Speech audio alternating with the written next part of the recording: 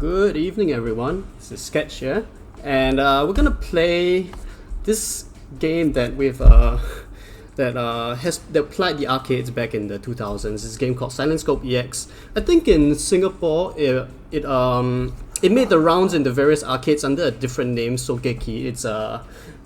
I think that should be the Japanese version of it. But all the same, it follows in the footsteps of it's like the final iteration, I believe, is the final release of Silent Scope 3, Silent Scope series. And yeah, we're gonna play a round of it. We're gonna play through this whole thing. Very arcadey, very fun game to play if you had played it back in the arcade. And now that we can play it in glorious PS2, because this is gonna be emulated, so we have mouse, so it makes things much quicker, much easier in fact to play. And we're gonna finish this in, I think the estimate is 9 minutes, but we can easily get it quicker with tight shots and with tight quick shots and some tricks to get ahead. So why don't we just get this started right now? Okay, we're gonna start here. Okay, and why don't we just count down game start. We're gonna start the timer in 3, 2, 1, and let's go. So we're gonna play the story mode, and we're just gonna push through as quickly as we can. So the mission is very linear. You basically just shoot a bunch of guys. You're a sniper. That's what you tend to do.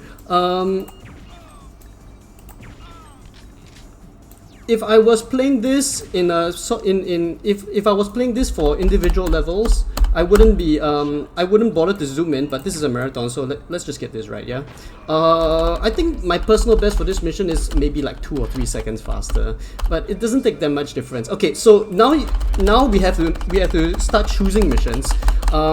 Knowing which mission to choose is important because some are easier than others. Some missions are harder than others. You don't want to take the hard missions naturally.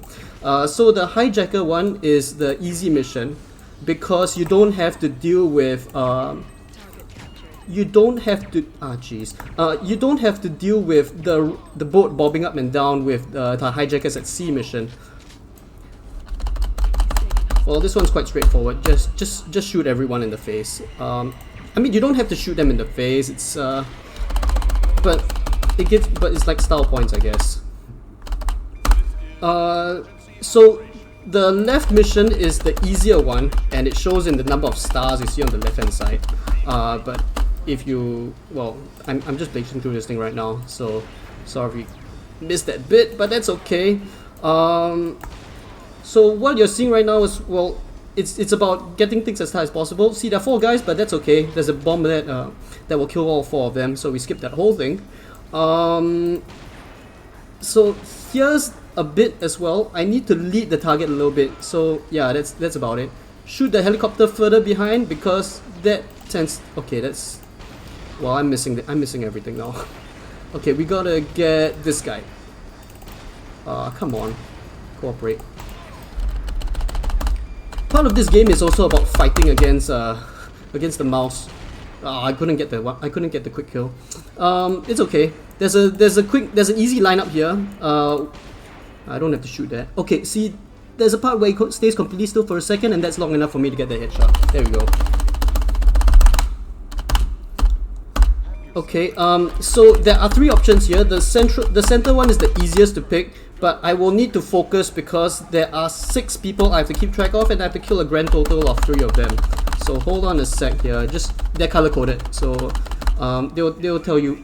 There we go. Okay, so it's green and yellow, and I cannot remember where the yellow guy is. Crap. Oh, there he is. Okay. If you miss the target, he will automatically open fire. Okay. Maybe not like that. Okay, so here I have 2 choices: helicopter and 4-wheel drive. 4-wheel drive is much more action-packed, and you tend to lose more life there because you see everybody come out at the same time, pretty much at the same time. The helicopter mission is leaves something to be desired. You can see that there's a lot more verticality involved. If you were on the 4-wheel drive, everything would be on the horizontal plane. In the helicopter, it's pretty much everything on the vertical plane, which makes things, I mean, it really mixes things up. Something I have not been mentioning, and this is a sort of running gag thing in Silent Scope, is the inclusion of the, what's it called? What's she called? The extra life lady, I guess. The bonus lady, that's the word.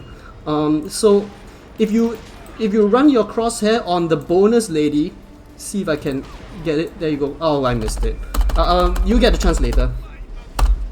I'll give a couple of seconds. Oh, look at it. Sometimes you get a lucky shot, guys. Sometimes you get a lucky shot. And if you get a hit shot, that's usually an instant win. Okay, so there are 3 options here. These two take like a minute or so, and this one is the hardest one of all, so don't pick it. You gotta pick the Sea Dog. The Sea Dog takes about 30 to 40 seconds if you're doing it right. And the only thing about the Sea Dog is that you have to deal with this sort of bullet movement, this sort of BS bullet movement. So yeah, that's the only. Once you get used to that, it's much faster and easier to do than the other options. So yeah, hang on, let me get this guy. Basically, the further away these guys are from you, the more left your bullets will trail. Okay, so this is the bonus lady. Yeah, I'm not gonna waste too much time on her.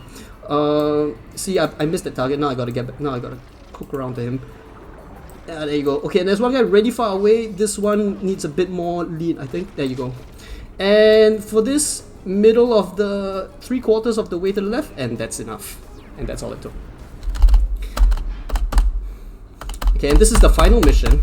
There is one particular area in this mission that is very grueling. I think it's the hardest part, but we haven't gotten to it yet, so I'm not too worried about it. Sometimes when I feel confident, I'll do it basically no scope. The problem is that, yeah, you tend to miss the shots a lot more. And the important thing about bonus lady is that she gives you bonus life. I missed the bonus lady. You actually have to aim at the bonus lady, unfortunately. Come on. Well, it's okay. It's okay. We got 3 credits. It's okay. Come on.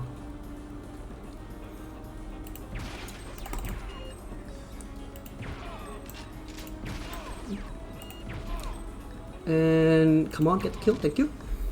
Okay, the next area is pretty much the most target-rich environment. So yeah, it's gonna be not an easy thing to do. I mean, they're all there. One thing I forgot to add as well is that your gun basically your cursor has basically auto aim, which is pretty cool. You can see I'm doing everything no scope, and then you see you'll see my scope doing some correction, some auto aim correction. Okay, this guy is a bit obnoxious to deal with. He has this move.